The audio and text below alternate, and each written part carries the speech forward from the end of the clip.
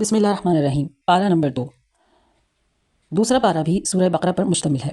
دوسرے پارے کی ابتدا ہوتی ہے تحویل قبلہ کے ذکر سے۔ اصل میں مدینہ منورہ تشریف لانے کے بعد نبی کریم صلی اللہ علیہ وسلم تقریباً 16 ماہ تک بیت المقدس کی طرف منہ کر کے نماز پڑھتے رہے، لیکن آپ کی دلی آرزو یہ تھی کہ کعبہ کے مسلمانوں کو قبلہ قرار دیا جائے۔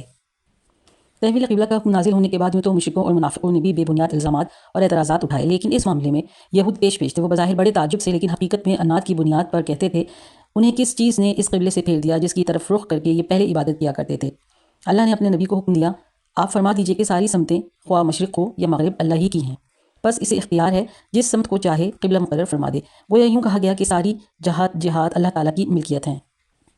ان آیات کے مطالعے سے اللہ تعالیٰ کے ساتھ حضور اکرم صلی اللہ علیہ وسلم کا حسن ادب بھی ظاہر ہوتا ہے کہ آپ شدت اشتیاق اور انتظار وحی میں بار بار آسمان کی طرف اپنی مبارک نگاہیں اٹھاتے تو تھے، مگر تحویل قبلہ کا سوال نہیں کرتے تھے کہ شاید اللہ کا فیصلہ اور اس کی رضا عدم تحویل ہی میں ہو۔ شاید اس مناسبت سے اللہ تعالیٰ نے تحویل قبلہ کا حکم دینے کے فوراً بعد اہل ایمان پر اس نعمت کا ذکر فرمایا ہے۔ دین اسلام محض چند ایسی مذہبی رسوم کا نام نہیں جن عبادت خانے اور خانقاہ میں ادا کیا جاتا ہے، بلکہ اس دین کا تعلق زندگی کے ہر شعبے سے ہے۔ یہ ہر جگہ انسان کے ساتھ رہتا ہے، گھر میں بھی اور بازار میں بھی، مسجد میں بھی اور تعلیمی اداروں میں بھی، سیاست و حکومت میں بھی اور تجارت و معاشرت میں بھی۔ یہ مسلمان کی ہر جگہ نگرانی کرتا ہے اور مسلمان پر لازم ہے کہ وہ ہر قدم اسے دیکھ کر اٹھائے۔ نیکی کے اصول بتانے کے بعد قرآن مجید میں آگے ان کی جزوی تفصیلات اور احکام ذکر کیے گئے ہیں۔ یہ احکام مسلمان کی معاشی، معاشرتی، تجارتی، ازدواجی اور جہادی زندگی سے تعلق رکھتے ہیں۔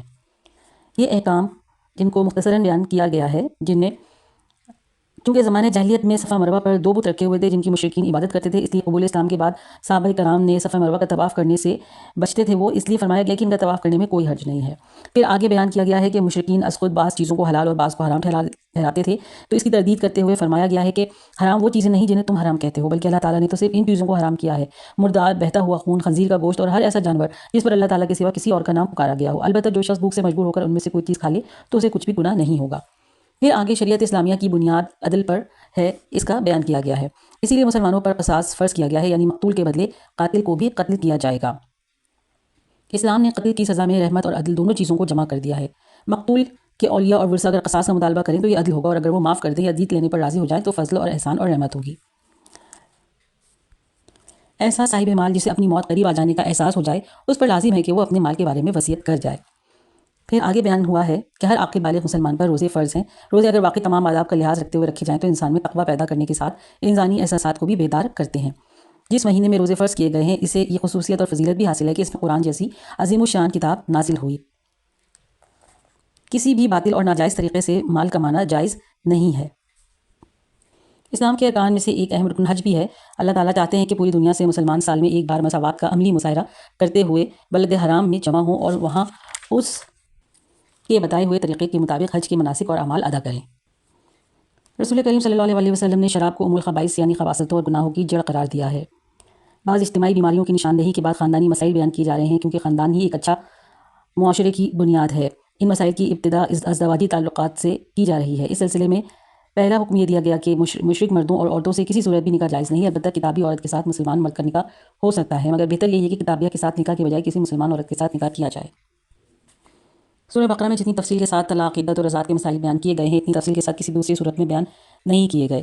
شوہر نے مہر کی صورت میں بیوی کو جو کچھ دیا ہو اسے واپس لینے کی اجازت نہیں ہے، البتہ خلا کی صورت میں اجازت ہے، کیونکہ اسلام عدل اور احسان کا دین ہے جو کہ کسی پر بھی ظلم کی اجازت نہیں دیتا، چاہے وہ بچہ ہو یا بڑا مرد ہو یا عورت۔ اس لیے اسلام نے دودھ پیتے بچوں کے حقوق بھی بیان کیے ہیں۔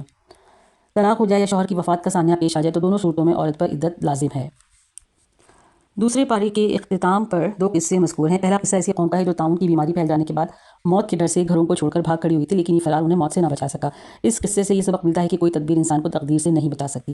دوسرا قصہ بنی اسرائیل اور حضرت طالوت کا ہے، جن کی قیادت میں جہادی صفات سے مالا مال تھوڑے سے لشکر نے اپنے سے کئی گنا بڑے لشکر کو شکست دی۔